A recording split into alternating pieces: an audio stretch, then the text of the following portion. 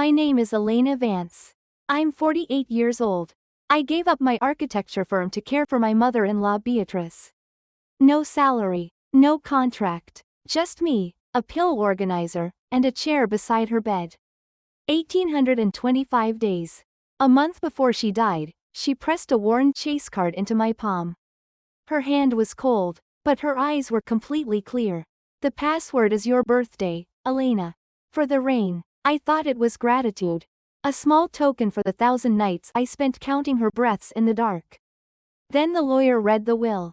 $5,000 for me. A $3 million Gold Coast penthouse for Serafina, my sister-in-law, the woman who visited 5 times in 5 years, and spent the entire reading admiring her nails. My husband touched my arm and whispered, "At least it covers 1 month of the mortgage." I said nothing. If this story is already making you feel something, please hit subscribe and drop a comment telling me where in the world you're watching from. And if you give this a like, I truly believe good things are headed your way. A week later, Serafina handed me a serving tray at her victory party. And announced to the room, "Since you're so good at caregiving, be a dear and pass these around." In front of every client I once had. Every colleague I once worked beside. That same night, my husband texted, "We may need to sell the house." I had $142. My daughter's tuition was due in 9 days. I sat in a diner at 2 in the morning, holding that worn chase card. And I read what Beatrice had written on the back in fading ink.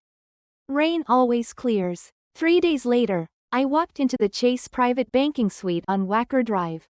And placed the card on the counter. The teller typed. Then she stopped. She looked up at me, her face had gone completely white. "Mrs. Vance," she said, her voice dropping low. "I strongly advise you to check your balance in our manager's private office. Right now." My husband was parked outside, waiting to drive me to sign the papers to sell our house. He's still waiting. The wind off Lake Michigan had teeth that January morning. Not the soft, forgiving chill of early autumn, when the city still smelled of cut grass and hot pavement. But the deep, grinding cold of a lake that had frozen over enough times to forget what warmth felt like. It cut through Elena Vance's good wool coat, the charcoal one she'd bought 6 years ago, when she still had a firm with her name on the door. And settled into the space between her ribs like something that intended to stay. She stood at the edge of the cemetery path, her low heels sinking into the half-frozen grass with each step, and she did not look at the casket. Not yet. Instead, she looked at the lilies. 3 enormous arrangements of white oriental lilies, the kind that cost more per bloom than most people spent on lunch. Fanned out across the head of the grave in a sweeping crescent. The smell of them, sweet and funeral, thick and just slightly rotten at the edges, mixed with the damp earth and the sharp lake air in a way that made the back of Elena's throat tighten. She knew who had ordered those lilies. She knew the way, she knew the sound of expensive boots on wet stone, that particular sharp, rhythmic click that carried across the cemetery like a declaration. Serafina arrived the way she always arrived, in motion, in possession, in center frame. Her custom Mercedes pulled through the iron gate with quiet, obscene authority, and she stepped out onto the wet flagstone in heeled knee-length boots the color of dark cognac. Not a single scuff on them, despite the weather, despite the mud, despite the fact that a woman was being buried 20 yards away. She wore a structured coat, the kind with architectural seams, and a belt that cinched her waist with geometric precision. And her dark hair was pinned back under a hat tilted at an angle that suggested elegance rather than grief. Elena had known Serafina for 11 years. In that time, she had never once seen the woman look undone. She watched Serafina cross the cemetery path toward the family lawyer, a small man named Gerald Holt, who wore the same gray suit to every occasion as though he were trying to be invisible. Serafina reached him before the service began, before the minister had even opened his book, and there was a brief exchange, heads bent together, voices low, and then a manila envelope changed hands so quickly Elena might have missed it if she hadn't been watching. The moment Elena took a step toward them, Serafina's hand moved to her coat's interior pocket and the envelope disappeared. Gerald Holt straightened his tie and smiled at Elena with the practiced warmth of a man who had spent 30 years saying things people didn't want to hear. "Elena, difficult day," he said. Yes, she said. It is. She moved past him to her place near the grave. Thomas was already there, standing 3 feet to her left in his dark overcoat, his eyes fixed on the polished tips of his shoes. He had not flown home from the Chicago office until the morning before the service. And when he'd arrived at their house, the house with the late mortgage notice on the kitchen counter, he'd kissed her on the cheek the way you kiss a colleague at a company holiday party. Obligatory. Practiced. Gone before it landed. She wanted to reach for his hand. She had wanted to reach for his hand approximately 4,000 times in the last 5 years, in hospital waiting rooms and pharmacy lines, and during those long, strange middle-of-the-night hours. When Beatrice's breathing would change and Elena would sit in the chair beside the bed and count the seconds between each exhale, not sleeping, not moving, just counting. Thomas had not been in any of those rooms. He had been in his. She did not reach for his hand. The minister began to speak about grace and about legacy and about a life fully lived. And Elena listened to the words the way you listen to traffic when you're trying to read, registering the sound without absorbing the meaning. Because the meaning was in her coat pocket, folded once and pressed flat against the 401k statement she'd been carrying for 3 days because she could not bring herself to leave it at home. The balance at the bottom of that statement, a number she had once considered reasonable. A number that had once represented a decade of careful decisions, had been eroded by years of out-of-pocket supplements and specialist visits and the 4 medications Beatrice needed that Medicare didn't cover and the private duty aid Elena had hired for 18 months before realizing she could not afford the aid and the mortgage both. She had chosen the mortgage. She had cared for Beatrice herself. 1,825 days. She had done the arithmetic once, on the back of a grocery receipt, waiting in the pharmacy line. 5 years of her life measured out in prescription pickups and medical transport and nights on a narrow cot in Beatrice's room. On the nights the breathing frightened her. The casket was lowered into the ground with a dull, final thud, the sound of bronze meeting earth, and Elena felt nothing so much as she felt cold. The sleet had started during the reading of the 23rd Psalm, tiny sharp needles of ice that struck her face and melted immediately. And she had not moved to shield herself from them because some part of her felt that the discomfort was honest in a way that the moment was not. The lilies were expensive and the lawyer had a manila envelope in his pocket and her husband was staring at his shoes.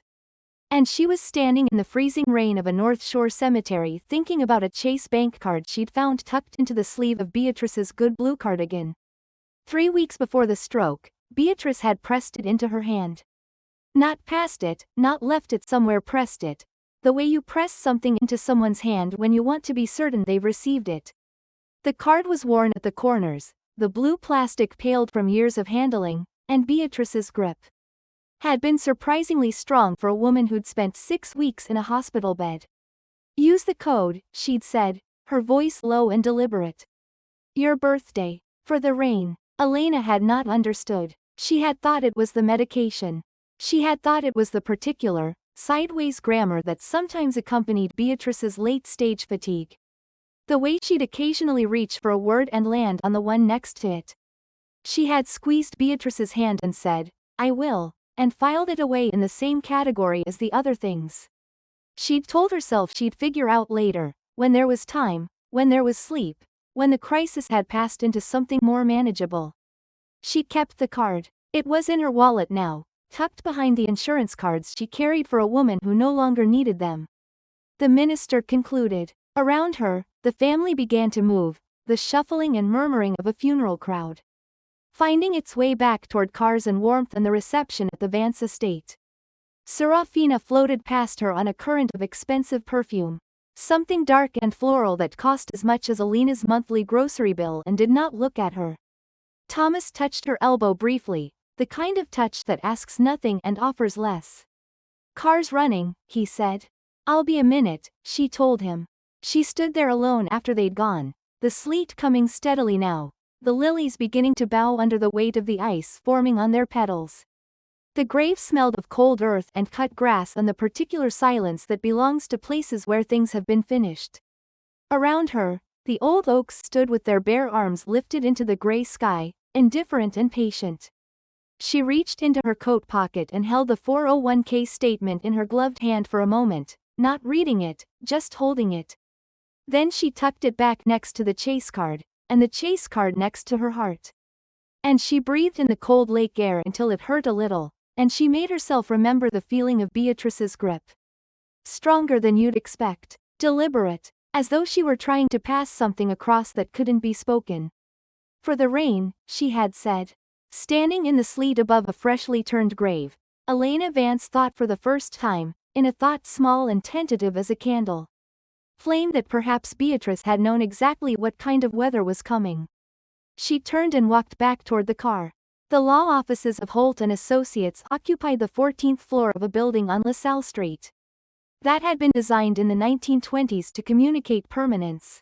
The lobby had marble floors the color of old cream and brass elevator doors that had been polished so many times the relief work had worn smooth. The kind of building, Elena had always thought, that was meant to make you feel the weight of institution before you ever sat down. To remind you, before a single word was spoken, that certain things were already decided.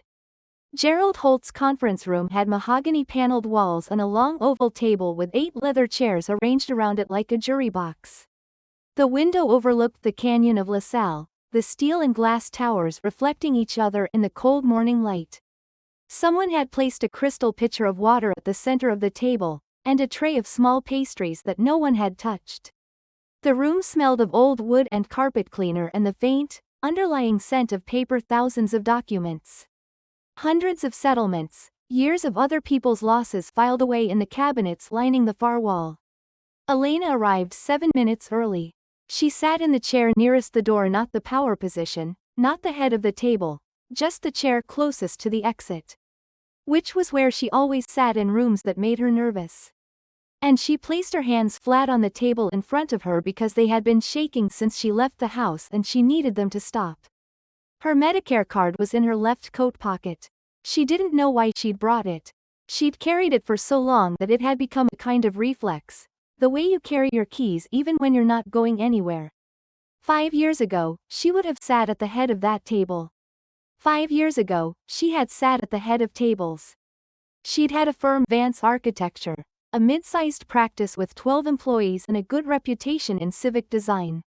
And she had run it the way she ran most things, carefully, without drama, with an attention to structural integrity that she had learned first from buildings and then from everything else. Then Beatrice had the first small stroke.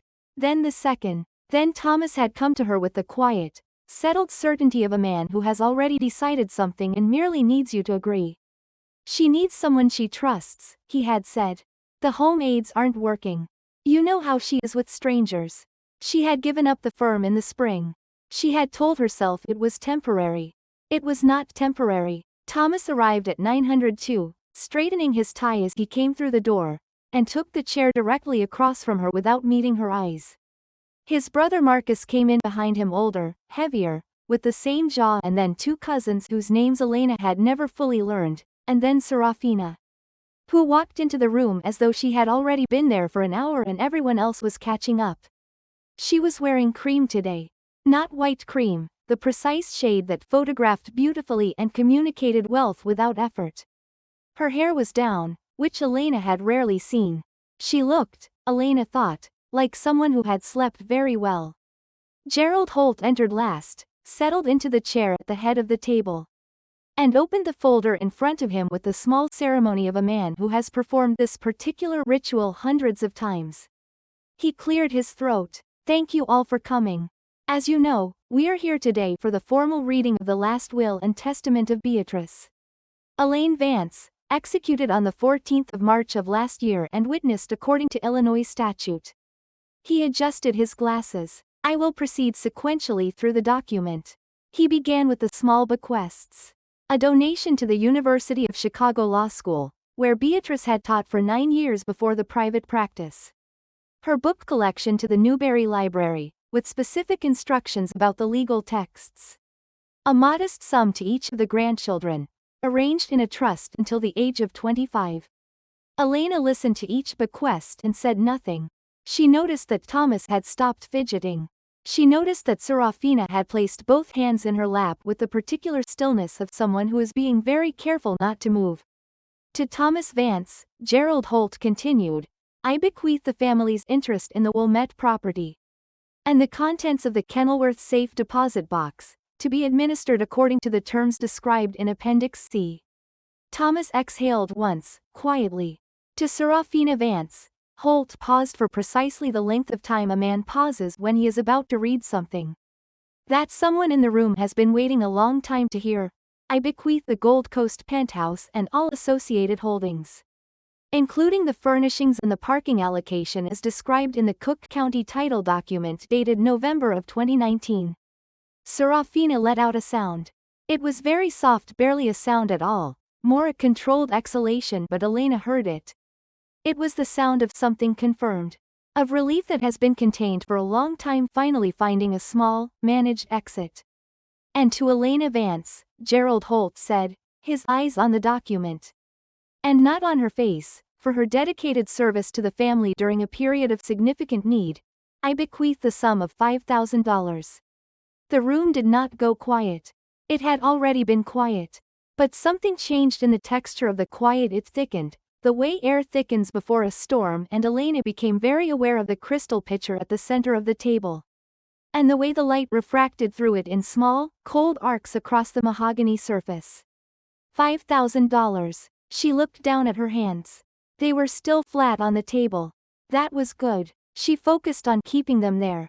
She was aware, at the edge of her field of vision, of Serafina smoothing the fabric of her cream skirt with one slow, satisfied hand. The gesture was so small and so precise that Elena thought, afterward, that she might have imagined it. But she had not imagined it. She had been looking directly at it, the way you look at something that is happening that you cannot stop and that you will not be able to forget.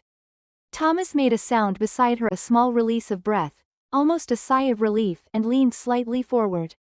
Well, he said, very quietly, his voice carrying the measured quality of a man recalibrating.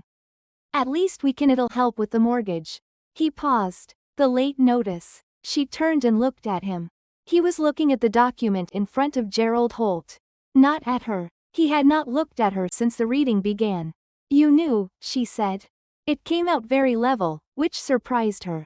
Elena, you knew before today. He said nothing for a moment. Then, Gerald mentioned the broad strokes a few weeks ago. I didn't think, the specifics weren't. Thomas. She said his name the way you say a name when you want a person to understand that what follows will not be a question. You knew. He adjusted his tie. He looked at Gerald Holt. He looked at the window. He looked at everything in the room except the woman sitting across the table from him who had slept in a chair beside his mother's bed for 1,825 days. Gerald Holt cleared his throat and produced a check, which he slid across the table toward Elena. With the careful neutrality of a man who has learned to make his face do very little in difficult moments. She picked it up. $5,000, drawn on the Vance estate account, made out to Elena Vance in a clean, institutional hand. She held it between two fingers and looked at it for a long time. 1,825 days. She had done the arithmetic. $3 a day, give or take. Less than a cup of coffee at the place on Michigan Avenue that Serafina favored. Less than a glass of wine at the penthouse she'd just inherited on the lake. Is there anything else? Elena asked Gerald Holt. That concludes the reading, he said.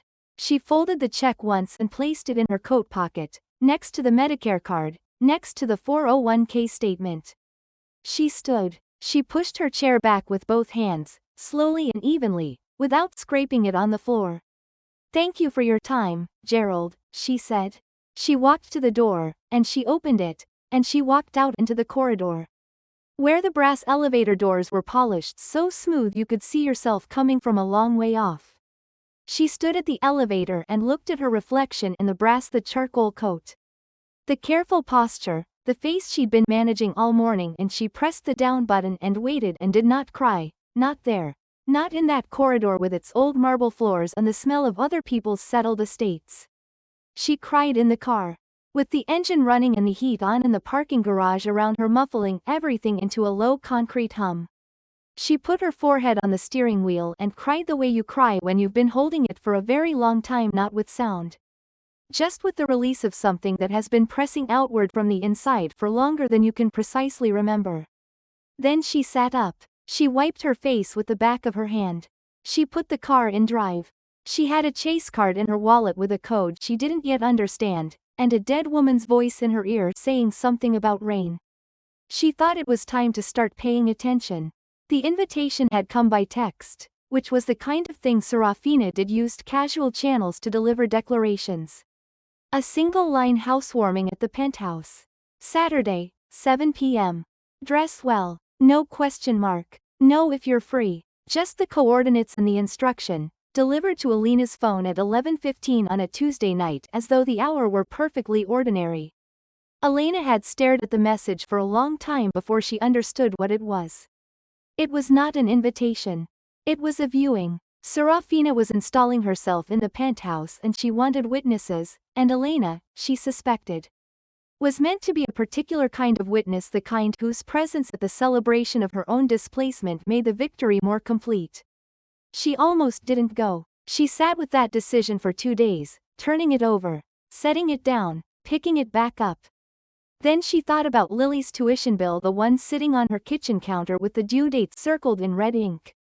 The one representing 2 semesters of the architecture program at the University of Illinois. That Lily had worked 4 years to earn a place in, and she thought that pride was a currency she could no longer afford to spend on Elena Vance. She went. The Gold Coast penthouse occupied the top floor of a building that had been a landmark since the 1980s, the kind of address that appeared in Chicago magazine profiles and real estate listings with phrases like irreplaceable lake views and architectural significance. The elevator opened directly into the unit, and when Elena stepped off it at 7:20 on Saturday evening, the first thing that reached her was the sound, the layered murmur of 100 conversations cushioned by the hard geometry of the space. The clink of crystal against crystal, a string quartet doing tasteful work in the corner near the curved windows. The second thing was the smell, warm canapes, expensive wax candles, fresh flowers, and underneath all of it the particular clean, pressurized scent of a room that has never known want. The penthouse was stunning. She could admit that, standing there with her wool coat being taken by a young man in a white jacket. The city laid out through the floor-to-ceiling glass like a circuit board seen from altitude, every light on the grid below a tiny decision, a life, a story. Elena had been inside this apartment perhaps a dozen times over the years, in its former incarnation, as Beatrice's occasional city residence, and she had always thought it was a beautiful space. The proportions were good. The bones were right. Whoever had designed it had understood something fundamental about the relationship between glass and sky. She knew who had funded the renovation. She had the mortgage statements to prove it. For 30 minutes she moved through the party the way you move through a space you once knew well and now barely recognize. Reading the room, locating the exits, cataloging the changes. The furniture was entirely new, low, angular pieces in pale gray and ivory that were clearly Italian and clearly expensive. The art on the walls had been replaced, Beatrice's collection of Chicago imagists gone, replaced by large abstract canvases in ochre and black that said money without saying anything else. The kitchen had been opened up, the dividing wall removed, the old dark cabinets replaced with matte white fronts and waterfall edge countertops in a veined marble that Elena recognized from a showroom on the north side. The renovation alone, she estimated, had cost $400,000. Conservative. She saw people she knew. Former clients, a few. Architects she'd worked with before she'd closed the firm. A structural engineer named David Park who'd been on 3 of her civic projects, who caught her eye from across the room and gave her the small, careful look of a man who doesn't quite know what he's walking into. She gave him a nod that was meant to say I'm fine and moved on before he could cross the room to ask. Serafina found her near the kitchen island. She materialized at Elena's shoulder with the smooth, practiced ease of a woman who has spent a lifetime making her entrances feel accidental. A glass of Sancerre in one hand and the particular smile she deployed in social situations, wide, warm, perfectly calibrated, fixed to her face. Elena, I'm so glad you could make it. She said it at volume, the kind of volume that carries, the kind of volume that is calculated to carry. Several nearby conversations paused, briefly, the way conversations pause when a register changes. I wasn't sure if you'd come, with everything so uncertain for you right now. Elena looked at her. Thank you for the invitation. Of course. Of course. Serafina touched her arm, one of her gestures, that touch, brief and proprietary. Listen, I meant to call. The transition has been so hectic. I know there are details still to sort through. There are, Elena agreed. We should get coffee, talk through what the next steps look like for you. She tilted her head, and the expression she arranged on her face was the expression of a woman performing concern for an audience that had not quite been assembled yet. Have you thought about what you're going to do? About the house? Elena said nothing, because obviously Thomas and she caught herself, recalibrated. Thomas and the family feel terrible about how the will shook out. We really do. But there are realities now, with the estate settled the way it is. She lowered her voice by precisely the right amount to signal that what followed was personal while ensuring it could still be heard. And I know the mortgage situation is difficult. Something moved at the back of Elena's attention. She felt it the way you feel a door open in a room you thought was sealed. Serafina, she said, I actually came tonight because I need to speak with you about Lily's tuition. Serafina's smile did not change. Of course. What about it? It's due. The first installment. I was hoping we could discuss given the estate, given what I contributed. Oh, Elena. The smile softened into something that was meant to look like regret. That's really a conversation for Thomas to have with you. I'm not in a position to. You have $3 million in real estate that wouldn't have been maintained without me, Elena said. She kept her voice level. She was very focused on keeping it level. A beat. Something shifted in Serafina's eyes, a brief recalculation, fast as a closing shutter, and then the warmth came back. But it came back different, with a cooler undertone that Elena had seen before, usually from a distance. Since you're already here, Serafina said, and her voice had acquired a new quality, silkier and somehow more direct, and since you're so good at taking care of things. She reached past Elena to a silver tray on the kitchen island. A tray loaded with small canapes, and she held it out with both hands, her smile expanding in a way that did something unpleasant to the room. Be a dear and pass these around for me? The caterers a little short-staffed. The nearby conversations, which had been drifting back to their own concerns, paused again. Elena looked at the tray. She looked at the faces around her. David Park, frozen near the window. A woman named Carol Hendricks, who'd been a client once, holding her champagne glass very still. 3 people she didn't know, watching with the carefully neutral expressions of people who understand they are witnessing something they will describe later. She took the tray. She took it because Lily's tuition was due and because she had not yet found what Beatrice had left her. And because sometimes, she had learned, you take the tray and you keep your eyes open and you remember every detail of the room you're standing in. She moved through the party with the silver tray and she smiled at the people she passed and she noted things. She noted the layout of the space. She noted the new wall safe near the study, brushed steel, recessed into the wall behind a canvas, visible only because the canvas was hung an inch too far from the wall, an amateur's mistake, and she noted the corner of a folder that was just visible at the safe's edge before Serafina, crossing the room in Elena's peripheral vision, reached out and pushed the safe's door closed with 2 quick fingers.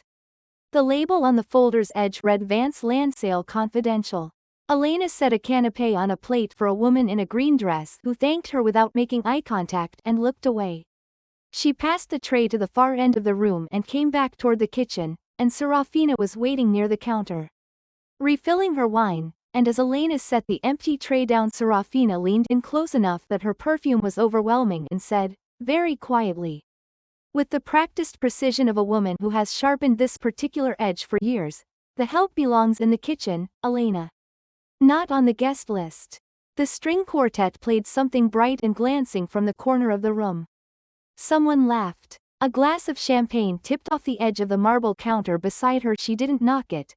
It simply went and shattered on the floor, the liquid spreading across the tile and touching the toes of her worn shoes. She looked down at it for a moment. Then she looked up, and she looked at Serafina, and she said in a voice that she kept so quiet. It was barely audible over the music, I didn't care for her for the money, Serafina. I cared for her because you were too busy being a vulture. Serafina's glass paused on the way to her lips. Her eyes were entirely still. "I'll see myself out," Elena said. She retrieved her coat from the young man near the elevator. She pressed the button. She stood with her back to the party and felt the city lights reflected in the elevator's mirrored doors. All that brightness behind her. All that cold glass. And she thought about a folder labeled Vance Land Sale Confidential being locked in a safe by a woman who had won too easily. People who win too easily. Elena knew from 20 years of architecture, from 20 years of structures under load, people who win too easily take shortcuts. They don't check the foundations. They don't read the whole document. They hide the folder. They don't realize you saw the label. The elevator arrived. She stepped in. The Sunrise Diner on North Clark had been open 24 hours a day since 1987. Which meant it had absorbed 37 years of Chicago winters, 37 years of people who had nowhere else to be at 2 in the morning. The booths were upholstered in orange vinyl that had cracked along the seat edges and been patched with electrical tape in mismatching shades. The counter was laminate that had once been white and was now the particular color of a ceiling in a room where people had smoked for decades. The neon sign outside open, in red script, buzzed with a persistent low frequency that you stopped hearing after 5 minutes, the way you stop hearing traffic. Elena had driven here from the penthouse. She couldn't have told you exactly why this diner, she'd passed it 1,000 times. She'd never been inside except that it was lit and it was open and it was nothing at all like the room she'd just left, which was precisely what she needed it to be. She slid into a corner booth and ordered coffee, black, and the woman who brought it was somewhere between 50 and 70 with the economy of movement of someone whose feet had made this circuit 10,000 times and was not going to perform it for anyone. She set down the coffee and moved on. Elena held the cup with both hands. The diner smelled of burnt coffee and old grease and the faint sweet scent of the pie warming under a glass dome on the counter. Which was the smell of places that haven't changed, because changing would mean acknowledging that what was here before might not have been enough. She found it comforting the way she sometimes found uncomfortable things comforting, honestly, without pretense. Her phone was on the table in front of her. She'd turned it face down when Thomas's text arrived, 20 minutes ago, and she hadn't turned it back over. She knew what it said. She'd read it once, standing in the parking garage beneath the penthouse, her coat still on, the cold concrete air settling around her while the words on the screen rearranged themselves into their actual meaning. Elena, staying at Marcus's for a few days. We need to talk about the house. Serafina's attorneys are saying the estate needs to be liquidated to settle outstanding claims. We may need to sell. I think it's time we talked seriously about what comes next for both of us. We, as though they were partners in a decision she hadn't been consulted on. As though the house with the mortgage notices stacking on the counter, the house she had maintained alone for most of 5 years. While he maintained his presence at the office and his absence at home was a shared problem they were approaching together. She placed her phone face down on the table and looked at the counter. On the table in front of her, she had set 3 things. The foreclosure notice, which had arrived in a certified envelope on Thursday, and which she'd opened standing in the driveway because she couldn't make herself take it inside, as though the house might be protected from the information if it remained outside. The bill for Lily's first semester tuition, circled in red, $18,400, due in 9 days. And Beatrice's pill organizer, the last one, a weekly plastic rectangle with a compartment for each day. The days labeled in Beatrice's handwriting in permanent marker because the printed labels had faded, which Elena had taken from the hospital bag that came home with her after the final admission and had not been able to put away. She didn't know why she still carried it. She thought maybe it was because Beatrice had held it. The plastic was worn smooth at the corners from Beatrice's hands, and when Elena held it, she could feel the weight of that use, the specific gravity of something that had been important. She was 48 years old. The thought arrived with the flat, informational quality of a fact read from a document, rather than a life experienced from the inside, but it landed with full weight nonetheless. 48 years old, and the balance in her personal checking account was $142.17. Which she knew without checking because she had checked it at 11 that morning before she left for the penthouse.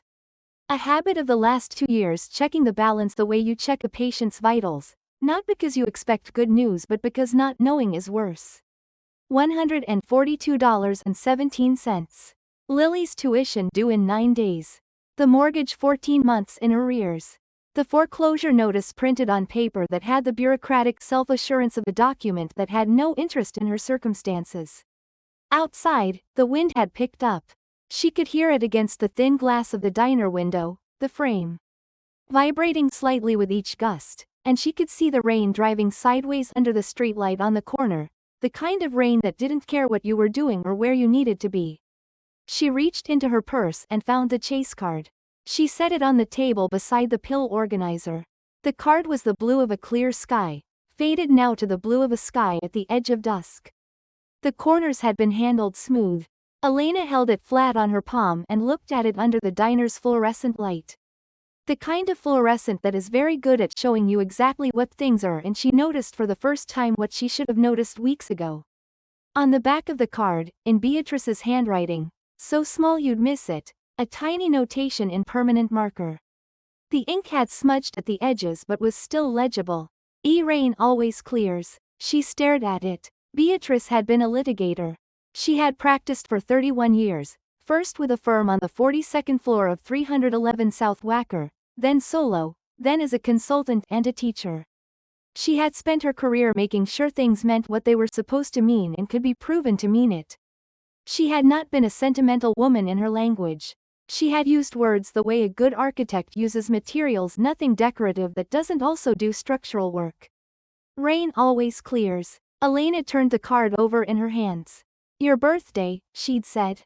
For the rain. An access code. 4 digits. Her birthday, February 14th. 0214. For access to what? She thought about the card. She thought about the way Beatrice had pressed it into her hand, the specific deliberateness of that gesture. She thought about Gerald Holt and the manila envelope in the folder in Serafina's safe. And the fact that Beatrice Elena Vance had been a litigator for 31 years and had grown up with 2 sons who had inherited their father's talent for accumulation. And their father's complete absence of sentiment toward anyone outside the bloodline. Beatrice would have known what they were. She had known long before the strokes. She had watched them, both of them, and Serafina too, who had arrived in the family on Thomas's brother's arm and installed herself with the patience and precision of someone running a long game, and she had been a woman who spent her career reading people across a deposition table, and she had known. She had done something. Elena was certain of it now, sitting in the diner at 2 in the morning. With $142 and a worn-out chase card and a pill organizer with compartments labeled in permanent marker. Beatrice had done something, and she had needed Elena to find it, and she had done her best, in the fog of the final weeks, to point the way. Elena gripped the card hard. She felt the edge of it cut into the pad of her palm, a small bright point of pressure, and she didn't loosen her grip. She held it there and let herself feel the solidity of the object, the realness of it, plastic and magnetic strip. And an old woman's handwriting in ink that had outlasted her. The bottom of everything, she had learned from years of watching buildings go up from the ground, was actually the most important part. You had to know what you were building on. The foundation defined everything that could be placed on top of it. She was at the bottom. She could feel the solidity of it under her. Cold and hard and real. She put the card in her wallet. She put the pill organizer in her purse. She left the foreclosure notice on the table. She could not do anything with it tonight, and she was finished carrying things that she couldn't currently use. She left a $5 bill under her coffee cup, which left her with $137. She walked out into the rain. Friends, thank you for staying with me through the first half of Elena's story. We've walked with her through some of the coldest moments a person can face, standing at a grave in the sleet, hearing her name called out in a room full of family, only to receive $5,000 for 5 years of her life. We've seen her humiliated in a penthouse she helped pay for, and we've sat with her in a diner at 2 in the morning with $137 to her name. But here's what I keep thinking about: she still has that card. The one Beatrice pressed into her hand with a grip stronger than you'd expect from a dying woman. Rain always clears, it says on the back. Elena hasn't broken. She's at the bottom, but the bottom is solid enough to stand on. And something tells me Beatrice knew exactly what she was doing when she chose Elena to carry her secret forward. Stay with us. The second half of this story is where everything changes. The winter of 2023 had come early to the stretch of land near the Wisconsin border. Elena remembered that because the snow had already covered the access road.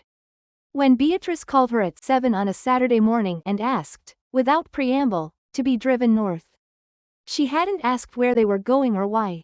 That had been one of the things about Beatrice. One of the qualities that Elena had come to understand was not rudeness, but a kind of trust Beatrice did not explain to people she trusted, because explanation was what you offered to people you needed to manage. She'd put on her coat and driven the Buick around to the side entrance, the one the family rarely used, and Beatrice had come out in her good wool coat with a wool blanket under one arm and something wrapped inside the blanket that she held against her chest with both hands. They'd driven north for 2 hours. Beatrice sat in the passenger seat with the bundled blanket in her lap and looked out the window at the fields going white. And she didn't speak for the first hour, and Elena drove and didn't ask. She turned the heat up when Beatrice's hands went still on the bundle, and Beatrice said thank you in the precise way. She said it not effusively, just accurately, as though acknowledging a fact. An hour outside Milwaukee, Beatrice directed her off the highway onto a county road. Then onto a gravel access track that wasn't plowed and that the Buick navigated with difficulty, the tires spinning once on a grade before catching. They stopped at a fence line at the edge of a large flat parcel 40 acres. Maybe more, Elena estimated from the way it opened out, and Beatrice sat looking at it through the windshield without getting out. They think I'm senile, she said. Not bitterly, just as information. I know, Elena said. Douglas thinks the dementia started 3 years ago. Douglas was the older son, the one who managed the estate portfolio. He shows people my Christmas cards as evidence. I started writing in larger letters because my eyes were going. She paused. He doesn't know the difference.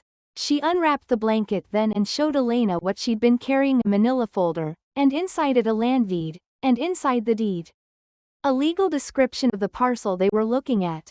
43 acres of commercial adjacent land on a county road that was, according to the notation in the margin, 14 months from being rezoned for light industrial use. I bought this in 1991, Beatrice said. In my maiden name, Elaine Mortimer. They've never found it. Elena looked at the snow-covered field. She looked at the deed. She looked at Beatrice. Why are you showing me? Beatrice watched her clean the snow off the windshield wipers, which had been accumulating during the drive. She watched her do it carefully, systematically, without being asked, without complaint. Then she said, because you clean the wipers when they need cleaning. My sons wait until they can't see. She brought herself back to the present slowly, the way you surface from deep water, not all at once, but in stages, feeling the pressure change. The diner had given way to her car, and her car to her apartment, a borrowed space, a friend's spare room.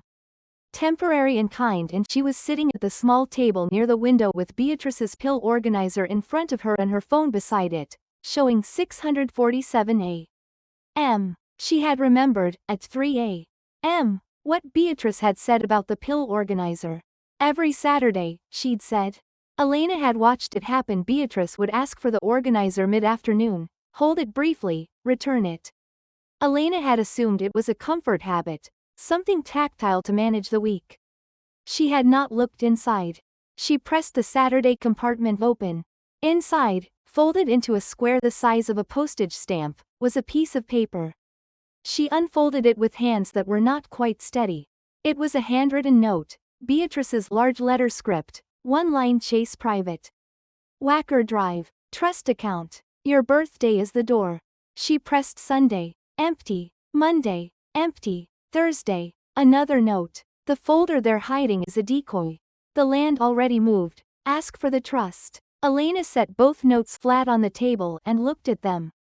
The folder in Serafina's safe, Vance land sale confidential, was a decoy. They had found the land. Or thought they had. They were celebrating a transaction that had already been superseded, had perhaps already closed. Moved through structures Beatrice had built decades before any of them thought to look. She was a litigator. She had spent her career putting things where people couldn't reach them. She had known her sons, and she had known Serafina, and she had known Thomas. And she had chosen Elena. Not because Elena was family by blood. Because Elena cleaned the wipers when they needed cleaning, and waited in the car without complaint, and drove 2 hours in winter to look at a snow-covered field without asking why. Between the Thursday and Friday compartments of the pill organizer, pressed flat a dried orchid, its petals.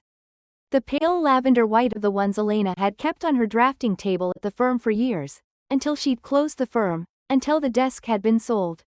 Beatrice had noticed. Beatrice had always noticed. Elena pressed the orchid carefully back between the pages. She folded the notes. She put them in her coat pocket, next to the chase card, next to the notation in faded ink "Rain always clears." She looked out the window at the Chicago morning gray sky, the first thin light beginning at the edges, the city coming awake in its layers. She had a name. She had an address. She had the code. She had Monday morning. Monday arrived cold and clear, the kind of Chicago morning that arrives in January like a statement: no clouds. No mitigation, just the full force of a sky that has decided to be present. Elena was up at 5:15. She had pressed her blazer the night before, a dark navy one she'd kept at the back of her closet through the caregiving years. Still good, still structurally sound, the kind of garment that had been made to last precisely because the woman who bought it understood that some investments had to outlast the circumstances. She ironed it on the kitchen counter with the guest bedroom's travel iron, using a dish towel as a pressing cloth. Working slowly and methodically, section by section, the way she had once approached the framing of a complex structural drawing. She arrived at the Chase private banking suite on Wacker Drive at 8:45, 15 minutes before the doors opened. She stood on the sidewalk in the cold and looked up at the building glass and polished granite, the city's financial district arranged around her in its vertical certainty, and she breathed evenly and thought about 43 acres of commercial land and a woman who had kept her secrets in a pill organizer. The lobby opened at 9. She entered behind two men in suits who were already talking on their phones. The private banking suite was through a set of glass doors to the left. Announced by a small brass placard with the discretion of an institution that has learned to whisper its own authority. A young man in a dark jacket stood at the reception counter. "Good morning," Elena said. "I'd like to speak with your manager about a trust account. Do you have an account number?" "I have an account card," she said. "And an access code." She placed the Chase card on the counter between them. He looked at it. Something changed in his expression, a small, careful recalibration of the professional neutrality he'd been wearing, and he said, "One moment, please," and lifted his phone. The manager who came out was a woman named Patricia Shen, mid-50s. With the specific composed efficiency of someone who has managed significant wealth for long enough to be interested in it without being impressed by it. She looked at Elena. She looked at the card. She said, "Please come with me." The office was small and quiet, with a single window looking out onto Wacker Drive and a printer and two chairs and the low electrical hum of a machine that was always running. Patricia Shen sat across from her and entered the card number into her terminal and said, "Access code?" 0214, Elena said. Patricia Shen typed. She looked at her screen. She did not say anything for a moment, and then she looked up. And the expression on her face was the expression of a professional who has had occasion to witness remarkable things and has learned to receive them with composure. She printed a single page and turned it to face Elena across the desk. The account balance was listed at the center of the page in a clean, institutional font: $12,450,201.55. Elena looked at it. She did not look away from it or blink or perform any of the reactions available to her. She read the number 3 times, from left to right, the way she read structural calculations, checking the integrity. Looking for the place where something might not hold. It held. Patricia Shen said, "This is a fully vested irrevocable trust, established in 2019 under the name Elaine Mortimer in Trust for Elena Vance. The beneficiary designation was made in writing, notarized, and registered with the Cook County Probate Court." She paused. The trust was funded through the proceeds of a commercial land sale. 43 acres near the Wisconsin border, sold to a light industrial developer in October of last year. The sale also included a series of monthly pension transfer assignments accumulated over 22 years. She paused again. You are the sole beneficiary. Elena said, is the trust attached to the Vance estate in any way? No. The trust is entirely separate from the estate. It was established in the grantor's maiden name and registered independently. It falls outside the jurisdiction of the will. She let that settle. Outside on Wacker Drive, a bus went past, the air brakes releasing with a long exhale. The printer hummed. Patricia Shen waited with the patience of a woman who had learned that some moments needed their own duration. Elena thought about Beatrice sitting in the passenger seat of the Buick, watching her clean the snow off the wipers. She thought about the way the deed had looked in Beatrice's hands, not fragile, but precise, the document of a woman who had built something with intention and had been waiting, for a long time, for the right person to receive it. I need to do several things today, Elena said. First, I want to transfer the full balance to a new account in my name only.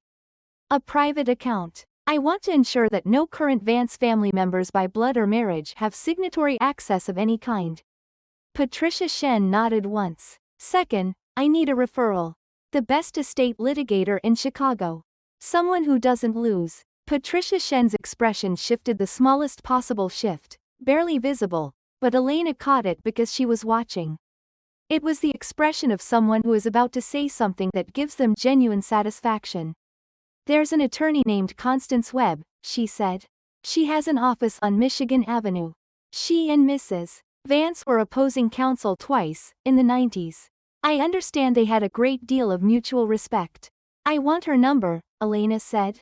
Patricia Shen slid a card across the desk. I took the liberty. Elena looked at the card. She picked it up. She called Constance Webb from the lobby of the Chase building, standing near the window, with the winter sunlight coming in flat and cold and exactly right through the glass. Webb answered on the second ring. Her voice had the direct, unornamented quality of a woman who doesn't own a tone for unnecessary pleasantries. Ms. Webb, Elena said, my name is Elena Vance. I believe you knew Beatrice Vance. I need to audit 60 months of mortgage payments I have receipts for, on a Gold Coast penthouse currently owned by the Vance estate. I also need to review the circumstances under which a public will may have been modified after the testator's final hospitalization. A pause. Then, when can you come in? This afternoon, Elena said. If possible. 2 o'clock, Webb said. Bring everything. Elena put the phone in her pocket. She stood in the lobby for a moment and looked at the city through the glass Michigan Avenue. The lake somewhere beyond the buildings, the whole intricate structure of Chicago arranged under its cold January sky. She had designed buildings in this city. She had understood, from the beginning, that a building's strength was invisible. It was in the decisions made at the foundation level, before anything went up, in the materials chosen when no one was watching. Beatrice had been building this for 20 years. Elena had been the foundation she was building on. She walked out into the cold, and for the first time in longer than she could account for, she did not brace against it. Constance Webb sent the summons on a Wednesday. It arrived at 3 separate addresses simultaneously: Thomas's office on Michigan Avenue, Serafina's penthouse, and the registered address of Gerald Holt's law practice, and it arrived in the manner of all well-executed legal documents without warning, in the middle of an ordinary afternoon, the way the most significant things tend to arrive. Elena knew the exact moment Serafina received hers because she was standing on the Wacker Drive sidewalk outside Webb's office when her phone showed a call from a number she recognized and declined. 30 seconds later, a text. We need to talk. Now. She put the phone back in her pocket and took the elevator up to the 41st floor, where Constance Webb was waiting at a window desk with a view of the lake, a reading lamp, and 4 inches of documents that had occupied her and 2 associates for 60 hours over the previous 10 days. Webb was a compact, direct woman in her early 60s, with iron gray hair and the bearing of someone who has not found it necessary to soften herself in order to be heard.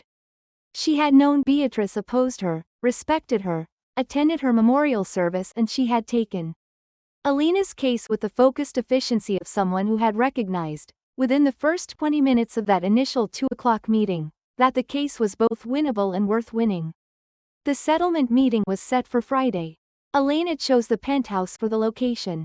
She arrived at 2 in the afternoon, the low January light coming through the floor-to-ceiling windows and filling the room with the pale, clear illumination of a sky that had nothing to hide. She had the documents in a leather portfolio, everything she and Webb had assembled over the past week, organized by category, tabbed and dated. She wore the navy blazer. She wore it the way you wear something when you understand that the clothes are part of the architecture of the moment. Thomas was there when she arrived, standing near the kitchen island with his hands in his pockets. And she could see from the way he held his shoulders elevated, contracted, the posture of a man who has been carrying something heavy since Wednesday afternoon, that he had spoken to his attorneys and the attorneys had told him what she had. Serafina arrived 4 minutes later, with Gerald Holt at her side, and behind him a man Elena didn't recognize who turned out to be Serafina's personal attorney. A younger man named Richard Cole who had the careful, tentative energy of someone who has recently learned that the case he agreed to take is not the case he thought he was taking. Elena let them arrange themselves. She waited until everyone was seated, Serafina and her attorney on one side of the table, Thomas standing near the window, Gerald Holt in his gray suit, and then she stood at the head of the table and opened the portfolio. "Thank you for coming," she said. "This won't take long." She placed the first document on the table, a certified copy of the irrevocable trust, registered with the Cook County Probate Court in 2019. Naming Elena Vance as sole beneficiary, bearing Beatrice Elaine Mortimer Vance's notarized signature and the signature of the independent trustee. Serafina looked at it. Her face went through 3 distinct changes in the space of 4 seconds: recognition, calculation, and then a particular stillness that was not composure. But its surface, the way ice is not solid water but its surface. "Beatrice established this trust independently from the estate," Elena said. "Funded through the sale of land in Walworth County, Wisconsin, land purchased in her maiden name in 1991 and sold last October to a commercial developer. The trust balance is $12,450,201. Richard Cole leaned over to say something to Serafina. She made a small motion with her hand and he stopped. Elena placed the second document: 60 months of mortgage payment receipts. "These are the payments made on this penthouse during the period of my service as Beatrice's caregiver." The estate transferred title to Serafina in the public will. "However, these payments made from a joint account to which I was a contributing signatory constitute 60 months of partial interest in the property under Illinois law, as confirmed by my attorney." She set Constance Webb's opinion letter on top of the receipts. Constance Webb's office has filed a lien against this property for the amount of those payments plus accrued interest. The city lights were beginning to come on through the windows, the early darkness of January arriving with its usual indifference. The lake was a gray line at the edge of the sky. Thomas had turned to look at it when she placed the mortgage receipts on the table, and he had not turned back. "Serafina," Elena said, "the Cook County Assessor's Office has opened tax lien records, showing $200,000 in delinquent property tax on this unit, accumulated over the past 3 years." She set the lien documentation on the table. "I acquired the delinquent tax lien on Monday. Which means that if the back taxes aren't paid, the lien holder, which is me, has the right to initiate foreclosure proceedings on this property." Serafina's wineglass was on the table in front of her. Her hand moved toward it and stopped. "There's also the matter of the public will," Elena continued. "Webb's associate has identified 3 witnesses to the signing of the final will whose affidavits conflict with Gerald's account of the execution date. We're prepared to petition the probate court for a full review of the document's chain of custody." She paused. "That process would take approximately 14 months. During which time the estate would be frozen." Gerald Holt was very still in his gray suit. He was looking at the documents on the table rather than at Elena. "Thomas," Elena said. He turned from the window. "I'm offering a settlement. I want the family home, the full title, clear of any outstanding claims or liens, in my name alone. I want the estate to cover Lily's remaining tuition in full. I want your formal withdrawal from any interest in the trust or in my financial accounts." She paused. "In exchange, I'll release the tax lien on this property, and I'll agree not to pursue the probate court review." He looked at her with the face of a man who has arrived at a moment he understood was coming for a long time but had declined to prepare for. His mouth opened. He said, "Elena, there's a pen on the table," she said. There could be another way to." "Thomas." She said it quietly, the way she'd said it in Gerald Holt's conference room, the way that was not a question. "The offer is on the table until 5 o'clock. He looked at Serafina. Serafina was looking at the window at the city lights. Coming on over the lake, at the view that had cost her everything she thought she'd gained, and she was not looking back at him. He reached for the pen. Serafina signed 7 minutes later, without speaking. Richard Cole witnessed both signatures. Gerald Holt reviewed the documents with the expression of a man carefully filing away the information that a significant miscalculation had been made somewhere in his recent past. The scratching of the pens on the settlement documents was very clear in the room. No one spoke during it. Outside, the lake had gone dark, and the city was all light, and the sun had gone down somewhere over the western suburbs in a long, low wash of red that had filled the penthouse with a color that looked, Elena thought, like a verdict. She gathered the documents into the portfolio and closed the clasp. "Thank you," she said to no one in particular, which was to say to the room. Which was to say to all of it 5 years and 1825 days and a chase card. And 43 acres of snow-covered land in the grip of a dying woman who had decided, a long time ago, to build something that would last. The construction site on the north side was not beautiful in any conventional sense. It was mud and steel framing and the geometry of things in the process of becoming rebar rising from concrete footings. The skeleton of a structure that would in 14 months be a 40-bed senior care facility with large windows and a garden courtyard and a staff-to-patient ratio that Elena had spent 2 months calculating against a budget she'd reviewed in detail with 3 different contractors before accepting a single bid. It was loud in the morning and quiet in the evenings. And it smelled of poured concrete and cut lumber and the particular clean cold air that came off the lake when the wind was from the east. She went on Tuesday and Thursday mornings. She wore a hard hat and steel-toed boots she'd bought from a supply store on Milwaukee Avenue. And she walked the site with the site manager, a thorough, unhurried man named Frank Castillo, who had 22 years of commercial construction experience and who had asked, at their first meeting, only one question: "Are you going to change the plans mid-project?" She had said no. They had understood each other from that moment. The facility had been designed by her firm.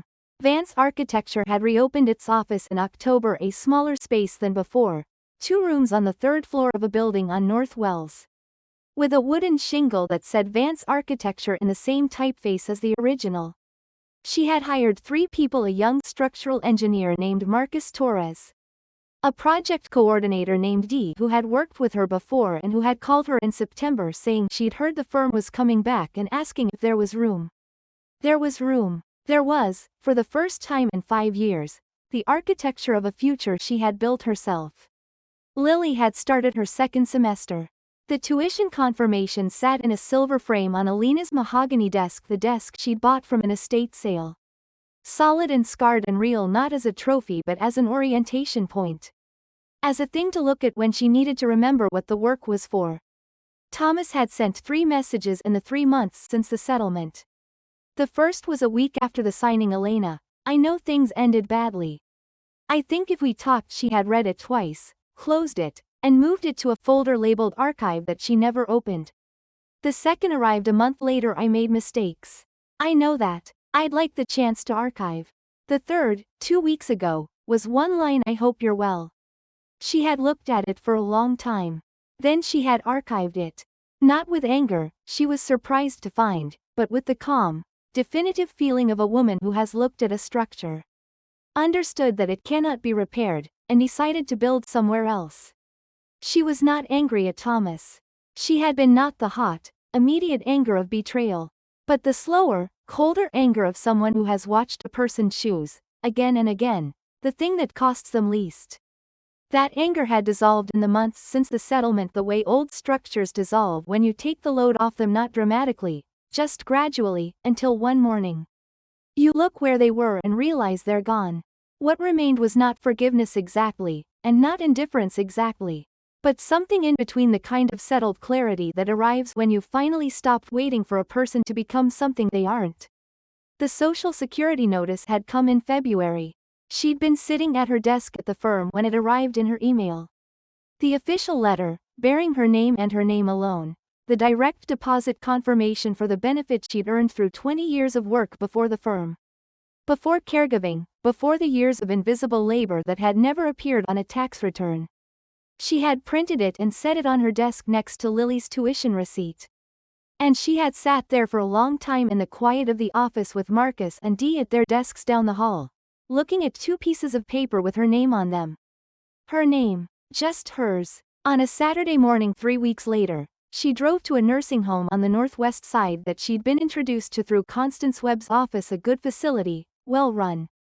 But underfunded, the kind of place that cared competently for people who had been set aside by the current of things.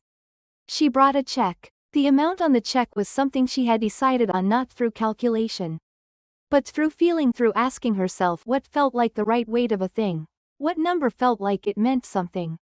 She signed it at the front desk, and the administrator, a woman named Rosario who had been running the facility for 11 years, looked at the amount and then looked at Elena and said, carefully, "We'll be able to keep 6 more beds open."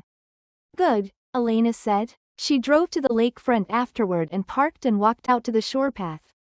It was early spring by then, the ice on the beach finally giving way, the lake still gray, but moving restless after the long stillness of winter, beginning to find its current again. The wind off the water was cold the way it always was, the particular sharp cold of Lake Michigan.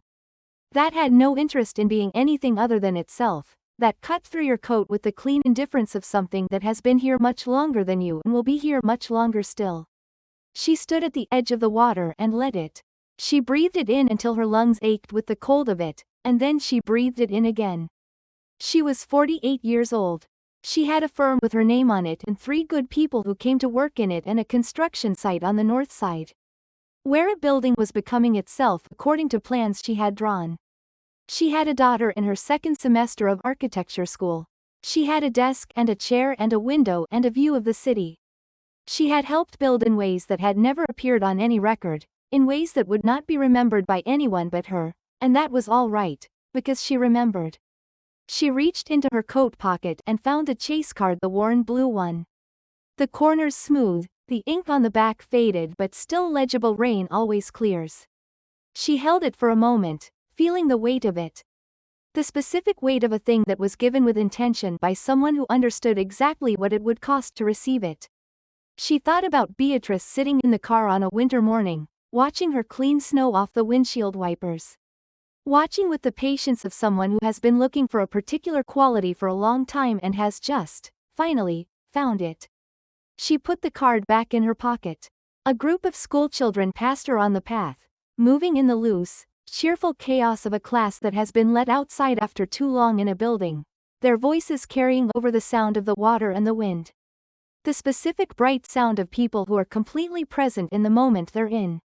A young teacher walked at the back of the group, smiling at something a child was telling her, and for a moment, the whole scene was very clear and very close: the children and the teacher and the gray lake and the cold spring light coming off the water. And Elena felt something she recognized, after a moment, as ordinary happiness. Not the relief of having survived something. Just happiness. The uncomplicated kind. She turned and walked back to her car. She had a site visit at 10. "Friends, how did you find today's story? I've been sitting with Elena's journey for a while now. And what strikes me most, what I keep coming back to, isn't the $12 million, or the settlement, or the moment Serafina picked up that pen. What stays with me is a much smaller moment: a woman in her late 70s, in the final weeks of her life, pressing a worn-out bank card into the hands of the person she trusted most and saying, 'The password is your birthday.' For the rain. That's the heart of this story, I think. Not the courtroom victory. The fact that someone saw Elena clearly, when almost no one else was looking. Because that's the thing about caregiving, and I know so many of you know this: it's the work that happens in private. In the middle of the night, counting breaths. In the pharmacy line, every week, for 5 years. It's the work that doesn't make it onto any resume, that doesn't show up in any will, that the world has a long habit of looking straight past.